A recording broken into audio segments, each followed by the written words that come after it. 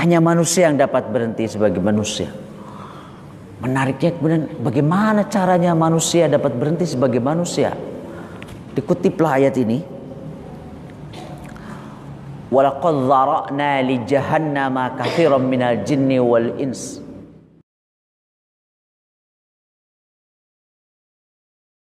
Jadi si iblis itu menghina manusia itu disebabkan dia yang terbawah dari tanah situ. Nah, manusia yang diciptakan dari tanah hanya satu, itu benar, hanya Adam saja. Hanya Adam saja. Ya, min solsolin kal fakhar, min hama'im masnun, ya. Tapi thumma ja'ala naslahu min sulalatin min ma'im mahin. Tapi untuk keturunannya kita itu tidak langsung dari tanah situ. Nasl, ya, summa ja'ala naslahu, aku jadikan keturunannya nasl. Nasl itu adalah anak yang dilahirkan dari induknya secara cepat, itu namanya nasl. Nah, kita ini adalah nasl, dilahirkan secara cepat dan tidak ada intervensi manusia.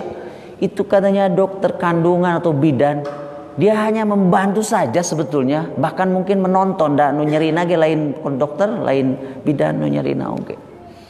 Makanya teman saya yang dokter kandungan ginekolog, saya mah cenah profesi dokter nu paling ngeunah. Batur nu nyeri urang nu dibayar. Kata si dokter situ kan, dan yang berdarah-darahnya juga yang lain di situ ya. Allah mengatakan begini. Wallahu akhrajakum min butuni ummahatikum la ya'lamuna syai'a. Allah lah yang mengeluarkan kalian dari perut-perut ibumu, tidak ada seorang pun yang mengetahui kapan, berapa lama dia keluar. Ada yang dari kontraksinya itu 7 jam sebelum dikeluar. Ada namanya pembukaan 1, 2 sampai berapa, saya lupa lagi karena sudah lama ya. Anak saya lahir terakhir tahun 2001, jadi udah 19 tahun di situ. Pokoknya dulu mah hafal, tapi udah pembukaan berapa di situ. Ya. Allah di situ yang mengetahui, itu nasl di situ. Kemudian aku jadikan keturunannya manusia itu min sulalati min ma'im mahin, ya, sulalah dari ma'im mahin. Nah itu kita. Nah, para hadirin yang saya hormati, jadi dari bahan baku yang dari tanah itu kemudian jadi air yang hina, itu ya disebut air yang hina. Maka terbentuklah fisik kita.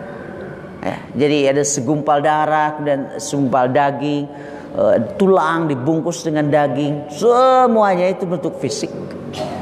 Jadi unsur pembentuk kita sebagai manusia fisik ini itu adalah dari bahan baku yang rendah. Maka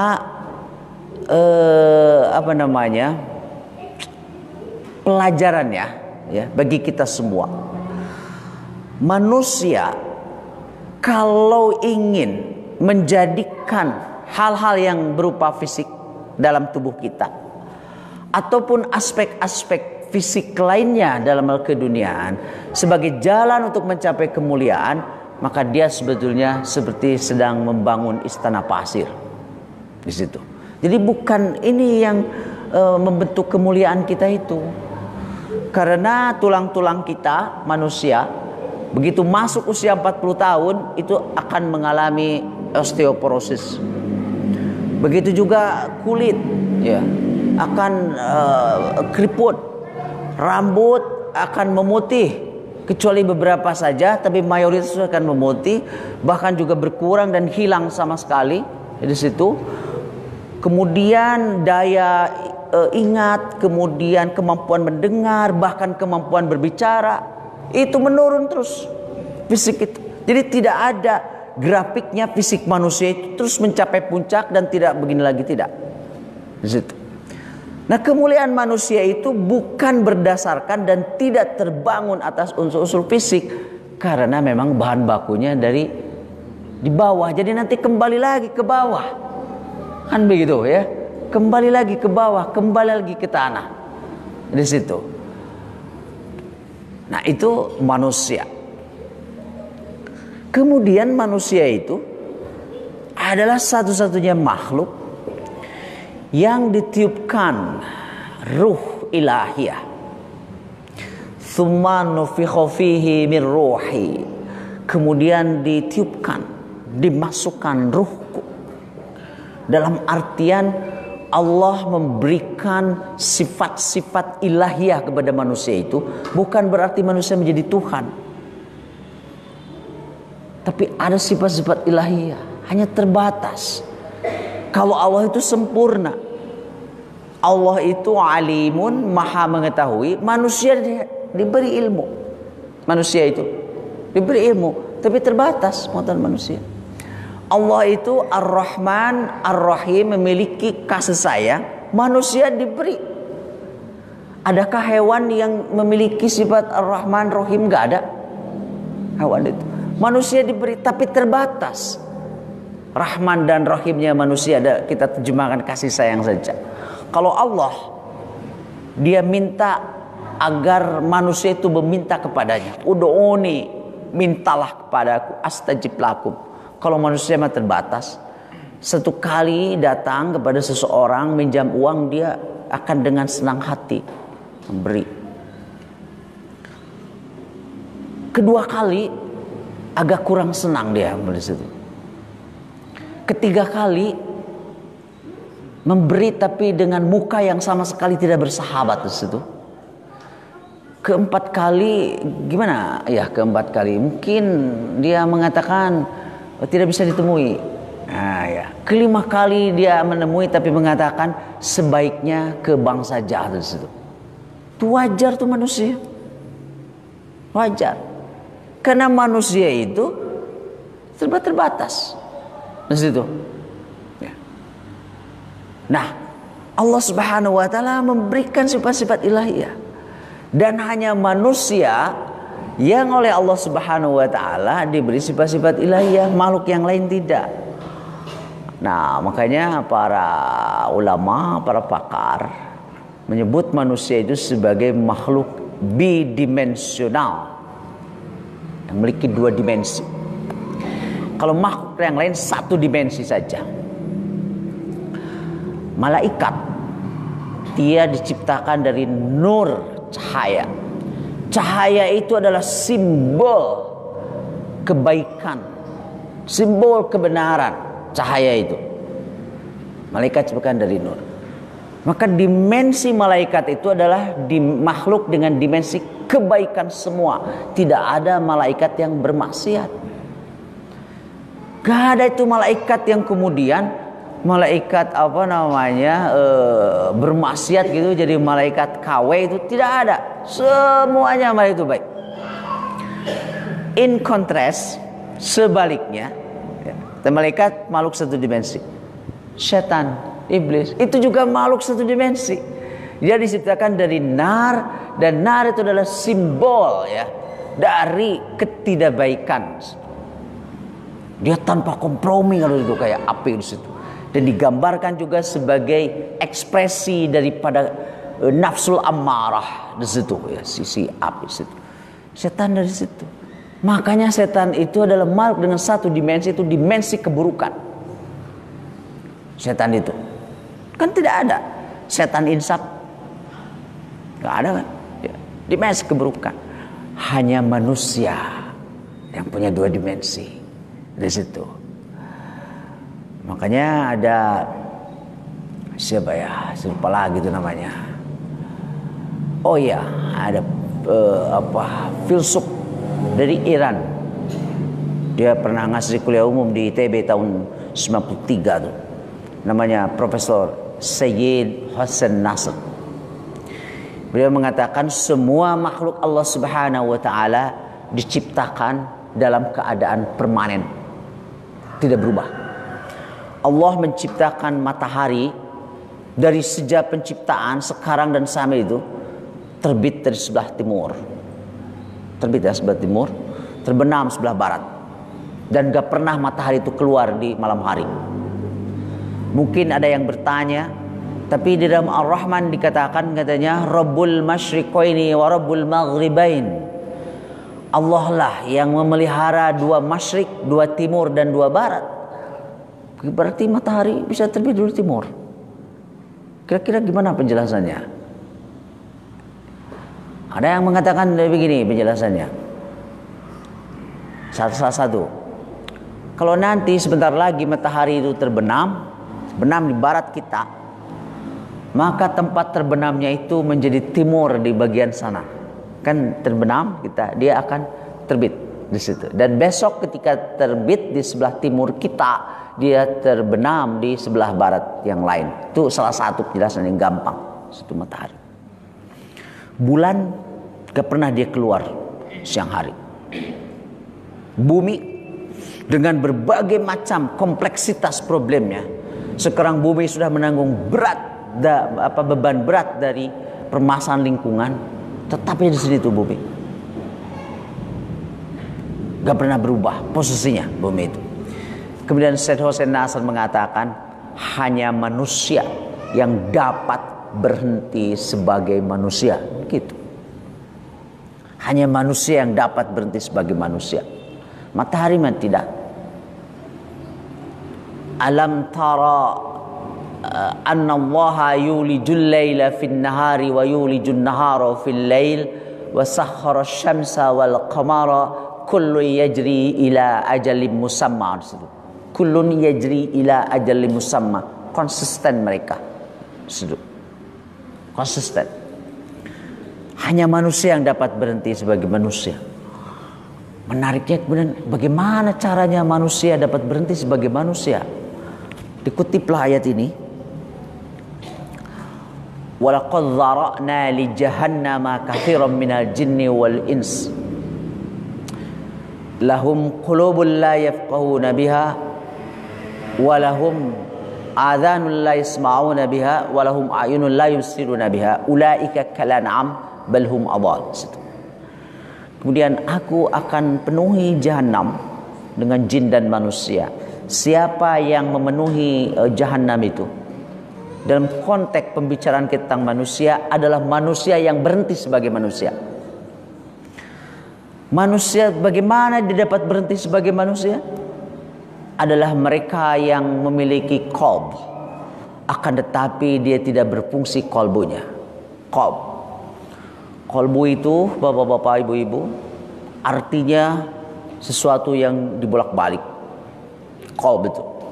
Dan itu kata yang spesifik oleh Allah Subhanahu wa taala dalam Al-Qur'an digunakan untuk manusia karena terkait dengan fungsi bukan dengan fisiknya. Si qalbu itu. Nah, kata Raghib Al-Isfahani sebut qalbu itu karena bisa dibolak-balik. Karena bisa dibolak-balik, hati kita itu memiliki dua ruang. Dua sisi, dua bilik, dua fakultas. Yang satu adalah ruang atau fakultas yang berisi rasa, emosi, kesedihan, itu di qalbu. Rasa. Ruang yang satunya lagi adalah yang berisi ruang untuk berpikir. Saya sebut rasio. Jadi yang satu rasa, yang satu rasio. Dua-duanya ada di qalb hati manusia. Nah, makanya pada ruang rasa itu ada manusia sedih, marah, termasuk juga berani. Orang kalau berani yang mendorong itu adalah hati. Biasanya kalau orang berani itu tidak ada kalkulasi rasio. Hanya ketika kemudian dia keberanian itu akan diimplementasikan, di situ ada kalkulasi rasio supaya tidak jadi sebuah kenekadan. Nah, di situ. Tapi yang mendorong seorang berani itu adalah hati, di kolbonya di situ. Makanya orang tua kita punya kearifan mendoakan anak-anaknya. Di Tasik ini, sing gede hati di situ. Kan maksudnya lain sing bare gitu, hatinya itu kan sing gede hati. Ya, meskipun dengan berbagai keterbatasan, tapi kita dengan penuh keberanian di situ. Nah, yang satu lagi adalah fakultas rasio. Jadi ada ilmu di situ. Makanya Allah mengatakan la yafqahuna biha, tapi dia enggak fakih. Jadi ilmu itu baru akan menjadi ilmu yang bermanfaat apabila diturunkan dari akal, diolah oleh hati di situ. Maka dia jadi bermanfaat. Kalau ilmu tanpa diolah oleh kolbu, maka dia tidak akan lahir menjadi ilmu bermanfaat, bahkan bisa jahat tuh dengan ilmu itu. Jadi oleh hati di situ. Makanya seorang faqih, ahli fikih adalah dia yang menurunkan ijtihad-ijtihadnya itu, yang memberikan kemanfaatan, bukan setelah dia berfatwa kemudian masyarakat jadi ribut. Nah, berarti itu diolahnya tidak sampai ke hati, hanya di kepala saja. Dia yang mengatakan yang penting jelas. Padahal untuk sampai kemudian bisa dilaksanakan di masyarakat bukan hanya jelas di situ kan, tapi harus memperhatikan apakah masyarakat itu bisa enggak melaksanakan hasil olah fatwa seperti ini. Kan begitu. Makanya di dalam Islam itu selalu ada batasan-batasan di situ. Ibadah haji kenapa diakhiri dengan man istata'a ilaihi sabila, berbeda dengan sholat. Berbeda dengan, ada nggak di dalam sholat yang kata-kata istitoah? Tidak ada. Bahkan katakanlah kita sudah tidak bisa duduk sekalipun berbaring, wajib situ. Tapi kalau haji tidak. Ada istitoahnya di situ ya. Untuk haji. Begitu juga untuk zakat di situ. Nah, yang pertama yang berarti sebagai manusia adalah yang tidak bisa memfungsikan hatinya. Jadi kita ini kalau melihat penderitaan orang lain, jangan salah memfungsikan sisi kolbu kita. Jadi kalau melihat penderitaan orang lain, coba rasakan gimana kalau yang mengalami hal seperti itu adalah kita. Harus dihadirkan penderitaan orang ke kita, diolah oleh kolbu dengan sisi rasa. Tapi kalau lihat penderitaan orang lain, tapi yang digunakan oleh kita kolbu sisi rasio, ngan dipikir-pikir ke orang, erek merete, aduh, rek ngabantu 10 juta tapi dah duit 10 juta teh, saya itu kamu zaman aja nama, terus bolak balik mau ngebantu, karena dia menjadi tidak rasional. Nah orang pakai kudu ngabantu saya tak, nggak manehana ngabantuan weh henteu, saya kudu orang 10 juta, aduh saya teu kaharti, ya 10 juta teh menang sabaraha poe, bahkan mungkin aya nu sabaraha minggu, bahkan nu sabaraha bulan di situ, gak akan pernah. Tapi kalau ketika kita melihat penderitaan orang lain itu, yang optimal bekerja itu adalah kolbu sisi rasio, tidak ada perhitungan yang tadi. Di situ. Kalau melihat masalah komunitas, ulah dirasakan yang itu harus dioptimalkan fungsi rasio. Umpamanya dari dulu seingat saya hidup di Tasik itu sebagai manusia, ingat ya, tahun 71 baru saya ingat. Sebelumnya kan saya tuh gak merasa hidup di alam dunia, bahkan jadi ingat lupa ingat ke situ ya. Baru ingat saya hidup itu tahun 71 Tasik.